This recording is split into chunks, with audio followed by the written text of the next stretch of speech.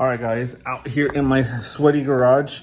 Don't mind the eye. I did have a little bit of debris go into my eye. You will see in this video that I started grinding down some of the bed bolts.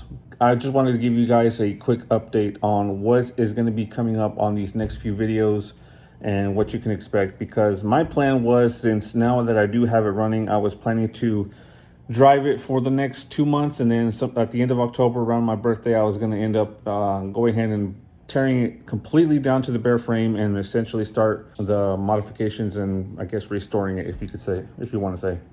So essentially what's going to be happening next is I am going to be converting it down to a short bed. So the bed panels will be shortened, the floor will be shortened, the frame will be shortened. So the bed is completely taken apart already, and you'll see it in this video. The front clip will have to be taken apart. I'm going to be taking the doors off. The doors aren't salvageable, so I will have to be getting new doors. I'm going to be getting new rocker panels, cab corners, repairing some of the pinch welds along the top of the doors. I'm looking at it from right here, so I'm going to have to see if I can repair that. The passenger side fender will have to be, I can possibly save it. The inner fender will have to be replaced. The radiator support may be replaced. The hood may be replaced because it's been repaired in one corner where the hinge goes. I don't know if I can make it look almost back to factory. So that will all essentially be replaced with new sheet metal. And then as far as the frame is going to be sandblasted, and then I'll paint it with whatever I can find to keep it from chipping again. Paint the frame. I'm going to be putting a drop kit on it, a small drop kit, just springs in the front and the back, nothing too crazy. The drivetrain will stay the same. I'm going to keep the 305 in it. I'm just going to attempt to rebuild it this winter and see if I can get that back and running and put that back in there, because my goal would be to have it running again by springtime of next year. I'm not sure exactly by which month or what, but anyways, yeah, so the drivetrain will be staying the same. And that's essentially it. I will be replacing the back glass because I had that split window back glass, I guess, from a newer square body. And then I did crack the windshield when I was trying to remove it. New front windshield, new solid back glass, and then I'll have to get new door shells. Like I said, they're pretty far gone. So yeah, that's what's going to be happening in the next few months. It's going to be a lot of time-lapse videos. I will be doing some detailed stuff on showing how I'm going to shorten the bed, so stay tuned for that. I don't know if it'll be in this video, but I will be essentially start the tear down completely of the truck, and that's what you can expect for these next few videos. So the mayhem will be continuing. So without further ado, let's go ahead and hop into these time lapse. I already did some time lapses during the week, and now I'm going to continue. And now I start today, as I'm recording this, the disassembly of the front clip. So thank you guys for watching. Stay tuned. This is going to be a very lengthy process. It's going to turn out awesome. I did end up coming up with a name for the truck, so it's going to be called Bluebird, because it will end up being painted blue. The body will be a blue, and then the roof is going to be the two-tone, and it's going to be white. As far as interior, will probably be blue and white. I'm not too sure. I have some ideas on that, but the interior's far from top priority right now. So yeah, project is going to be called Bluebird. She's going to be Bluebird. And yeah, thanks for watching, guys. So let's go ahead, without further ado, get into these time lapses.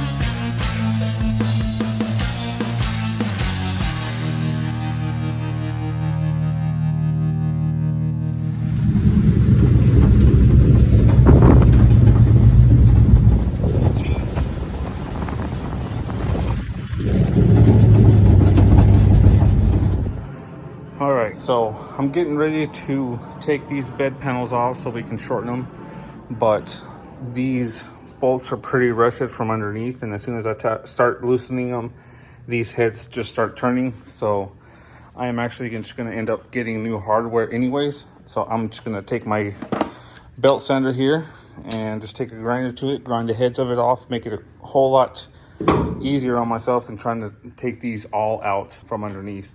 And yeah, that'll just make it a whole lot easier. So that'll be a whole process. That's probably what I'm going to be spending today doing. So it's going to be another time lapse. So here we go.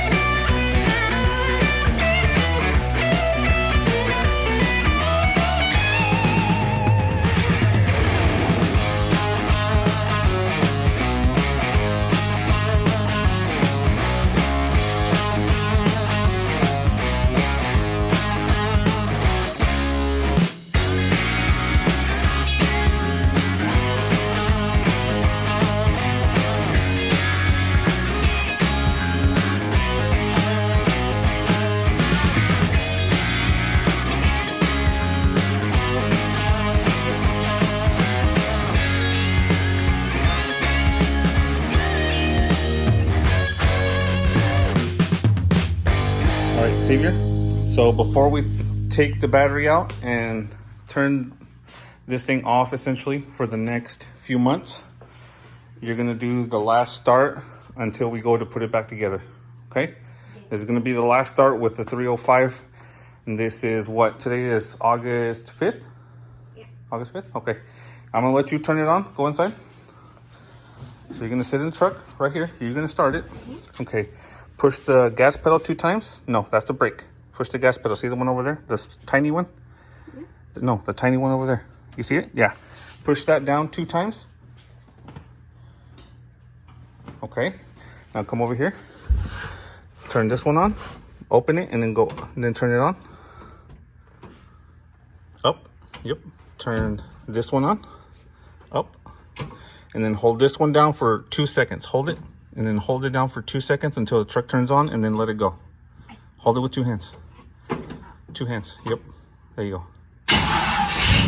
There you go.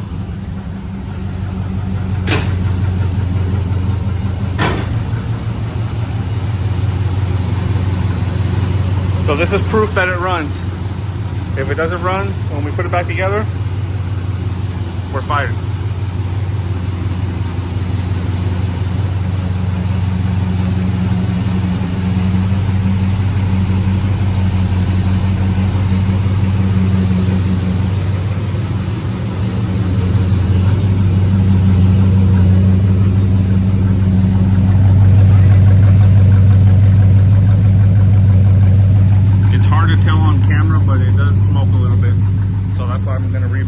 This winter.